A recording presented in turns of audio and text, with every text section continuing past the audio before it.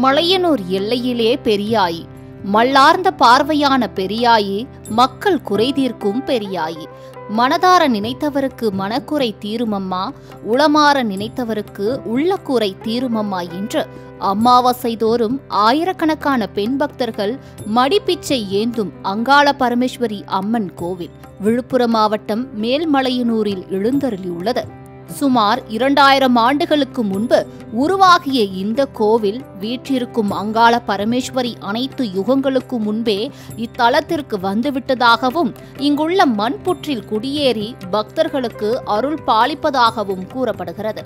மேல்மலையனூரில் அகோர உருவத்தில் ஆவேசமடைந்த அங்காள பரமேஸ்வரி திருவண்ணாமலை சென்று பிரம்ம தீர்த்தத்தில் நீராடி பின்னர் மீண்டும் மலையனூர் வந்து அமர்ந்ததாகவும் தல வரலாறுகள் தெரிவிக்கின்றன. தக்கனின் யாகத்தை அழிக்க யாகத்தீயில் விழுந்து தன் உடலை அழித்து கொண்ட தாட்சாயினியின் அம்சமே அங்காளி என்பதால் ஆலயத்தின் முன்பகுதியில் பெரியாயி என்ற அம்மன் படுத்து கிடக்கும் கோலத்தில் சிலை வடிவில் காட்சியளிக்கிறாள்.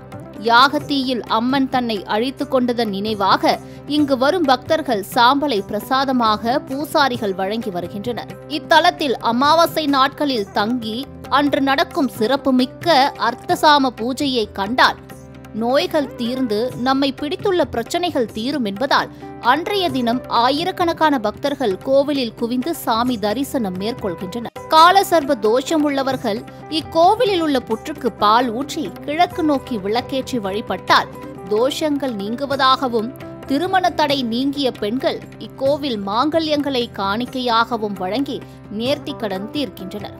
மாசி மாதத்தில் மேல்மலையனூர் மயானத்தில் நடைபெறும் மயான கொள்ளை விழாவில் வேண்டுதல் நிறைவேறியவர்கள் மயான தீயில் காய்கனிகள், தானியங்கள், சில்லறை காசுகளை வீசுகின்றனர்.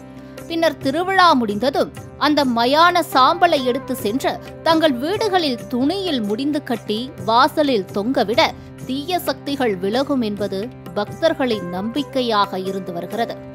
அங்காள பரமேஸ்வரி இக்கோவிலில் உக்கிரத்துடன் காணப்படுவதால் அதனை தனித்து சாந்தப்படுத்துவதற்காக மாசி மாதத்தில் தேர் திருவிழா இங்கு நடத்தப்படுகிறது.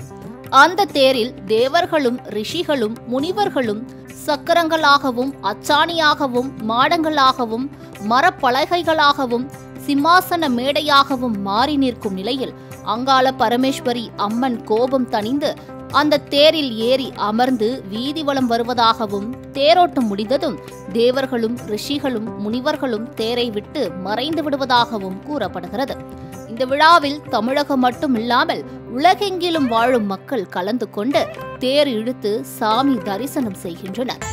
தீராத தோஷங்களை தீர்த்தருளி ஆறாத வினைகளை அகற்றி மண்டியிட்டு கேட்டவரம் மாறாமல் அருளும் அங்காள பரமேஸ்வரியை இத்தலத்திற்கு சென்று வழிபடுவோம், நல்ல வரம் பெறுவோம். மாலை முரசு தொலைக்காட்சி செய்திகளுக்காக செஞ்சி செய்தியாளர் நதிமுடன் கலைமாமணி நந்தகுமார்.